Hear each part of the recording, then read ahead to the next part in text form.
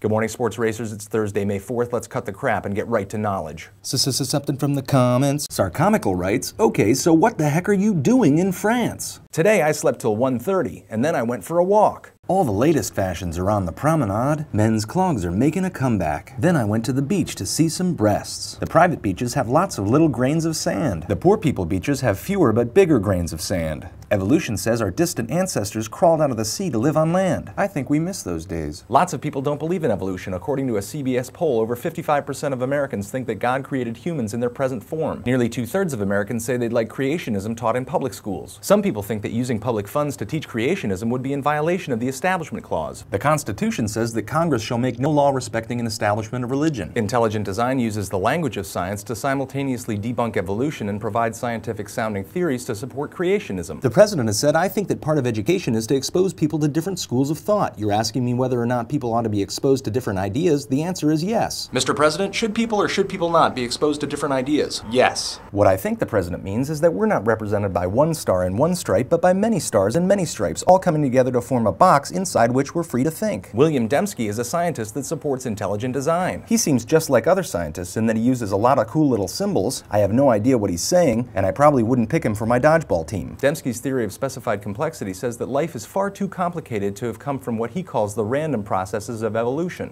Anything as complicated as life must have been designed by a designer. For example, William's name was designed by his parents. The chances of those letters randomly coming together to form his name are minuscule.